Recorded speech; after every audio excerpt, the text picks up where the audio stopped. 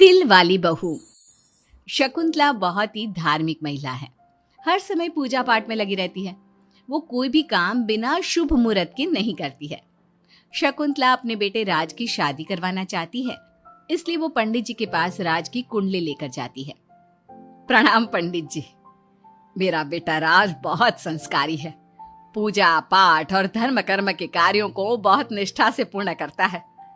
मैं अपने बेटे की शादी कराना चाहती हूँ, इसलिए उसकी कुंडली ले आई हूँ। शकुंतला पंडित जी को कुंडली देते हुए कहती है और पंडित जी कुंडली को ध्यान से देखकर कहते हैं, बेटे, तेरे बेटे का उज्जवल भविष्य है। इसका गृहस्थ जीवन भी अच्छा रहेगा, परंतु क्या पंडित जी? परंतु एक बात का विशेष ध्यान रखना होगा। तुम्हें अपने बेटे की शादी उसी लड़की से करानी होगी जिसके गाल पर तिल हो। वो लड़की तुम्हारे घर, तुम्हारे बेटे और तुम्हारे भविष्य के लिए सुख, शांति और समृद्धि लाएगी। तुम्हारा भाग्य केवल उस लड़की के आने से ही जागेगा। जी पंडित जी, मैं ऐसी ही बहू लाऊंगी जिसके गाल पर तिल हो। धन्यवाद पंडित जी, धन्यवाद। पंडित जी का धन्यवाद करके शकुंतला वहां से चली जाती है। अब वो दिन रात तिल वाली बहू के बारे में सोचती रहती है। शकुंतला अपने बेटे का जहां भी रिश्ता लगाती तो उसकी एक ही शर्त होती कि तिल वाली बहू चाहिए, लेकिन उसे तिल वाली बहू कहीं मिलती ही नहीं। एक दिन अपनी माँ को इस तरह से परेशान देखकर राज कहता है, माँ, आप मेरे लिए तिल वाली लड़की क्यों देख रही हैं? अरे क्योंकि पंडित जी ने बोला है, वो तुम्हारे और इस घर के लिए भाग्यशाली साबित होगी। माँ, मैं एक लड़की से प्यार करता हूँ। आप मेरी शादी उस लड़की से करा दो ना। उसके गाल पर तिल होगा तभी मैं तुम्हारी शादी उससे कराऊंगी, नहीं तो भूल जाओ उस लड़की को। माँ की बात सुनकर राज को लगा कि माँ उसकी शादी कभी होने ही नहीं देगी, इसलिए उसने बिना कुछ सोचे समझे बोल दिया, अब माँ है ना, उसके गाल पर तिल है। सच में माँ, बहुत प्यारा तिल है। तू सच कह रहा है बेटा? अरे तो तूने मुझे पहले क्यों नहीं बताया? जल्दी से मुझे उस लड़की से मिलवा दे। ठीक है माँ, मैं बात करता हूँ उससे।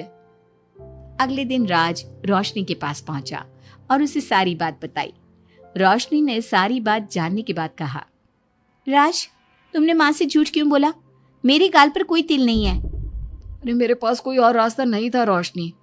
उस समय मुझे जो ठीक लगा मैंने किया। अगर मैं ऐसा नहीं बोलता तो माँ मेरी शादी किसी तिल वाली लड़की से करा देती। माँ से इसे झूठ बोलना ठीक नहीं है। माँ को कोई तिल वाली लड़की मिलती ही नहीं तो माँ अपने आप तुम्हारी शादी मुझसे कराने के लिए तैयार हो जाती। अरे तुम्हें पता नहीं, पंडित जी के मुख से निकली बात मेरी माँ के लिए पत्थर की लकीर है। वो आकाश पाताल एक कर देंगी, लेकिन तिल वाली लड़की ढूंढ कर ही रहेंगी। जो भी हो राज, लेकिन माँ को जब कभी सच्चाई का पता चलेगा तो उन्हें बहुत दुख होगा। और मेरे गाल पर तो तिल है ही नहीं, अब मैं माँ से कैसे मिलूंगी? तुम अपने गाल पर काजल से एक तिल बना लो ना, बाकी मैं संभाल लूंगा। अगले दिन रोशनी ने ऐसा ही किया। उसने काजल से गाल पर एक तिल बना लिया। इसके बाद राज ने रोशनी को अपनी माँ से मिलवाया और जब शकुंतला ने रोशनी को ध्यान से देखा तो उसके गाल का तिल देखकर बहुत खुश हो गई और दोनों का रिश्ता पक्का कर दिया। कुछ ही दिनों में शकुंतला ने राज और रोशनी की शादी बहुत धूमधाम से करा दी। बहू, राज, जल्दी बाहर आओ, एक खुशखबरी है। रोशनी और राज बाहर आते हैं। राज, देखा, मेरी बहू के भाग्य से घर में खुशी आने लगी। जिस जमीन का केस हम पिछले 10 साल से लड़ रहे थे ना, वो केस अब खत्म हो गया है। अभी अभी वकील साहब का फोन आया है, वो केस हम जीत गए हैं। माँ, ये तो बहुत अच्छी खबर है। ये सब आपकी मेहनत का फल है। आपने इस कोर्ट केस के चक्कर में बहुत मेहनत की है। अरे नहीं बेटा, ये तो मेरी तिल वाली बहू के भाग्य से हो रहा है। पंडित जी ने बिल्कुल सही कहा था। शकुंतला रोशनी को बहुत प्यार करती है, लेकिन रोशनी के मन में दुख होता है। वो सोचती है, माँ मेरे झूठ को सच समझ रही है।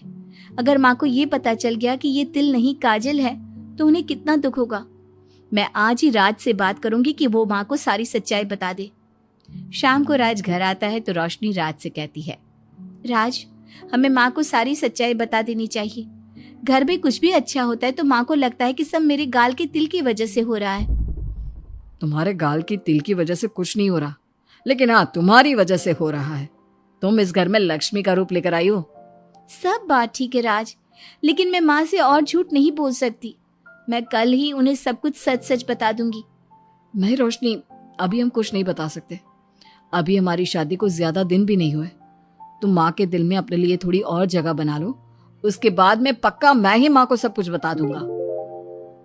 इस तरह से दिन गुजरने लगते हैं और शकुंतला के घर में खुशियों का आना लगा रहता है। शकुंतला अपनी बहू से बहुत प्यार करने लगी थी। एक दिन शकुंतला रोशनी के कमरे में गई। बहू, ओ बहू, कहाँ है तू?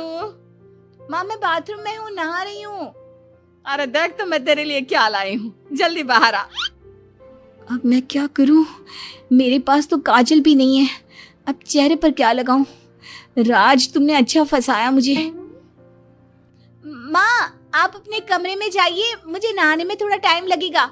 मैं खुद आपके कमरे में आ जाऊंगी।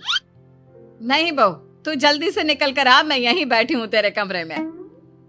जब रोशनी को इस बात का एहसास हो गया कि उसकी सास कमरे से नहीं जाएगी, तो उसने अपने गीले बाल एक तरफ कर लिए और बालों से अपना आधा चेहरा छुपाकर बाहर आई।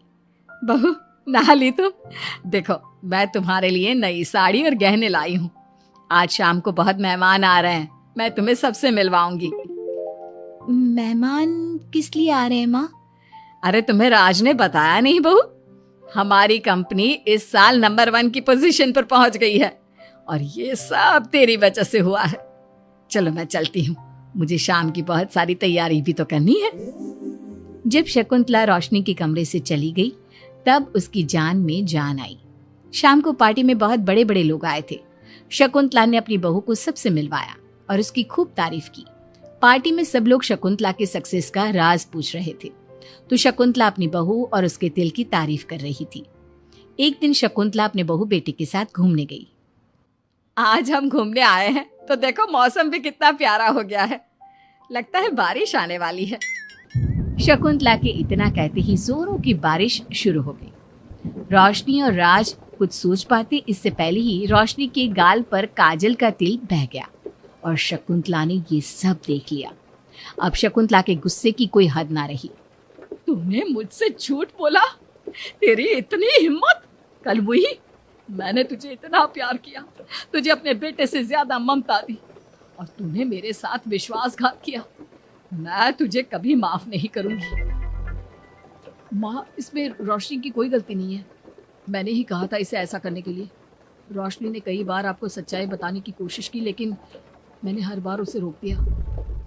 क्या तूने कहा था? क्यों किया तूने ऐसा?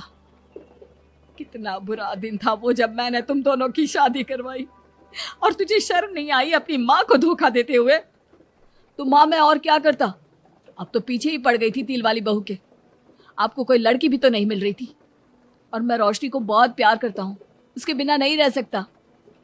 हाँ, तो अब इसी के पास रहे। मैं तुम दोनों की शक्ल नहीं देखना चाहती। ले जा इस झूठी और मनहूस लड़की को मेरे सामने से। माँ, कल तक तो रोशनी बहुत भाग्यवान थी, आज ये मनहूस हो गई।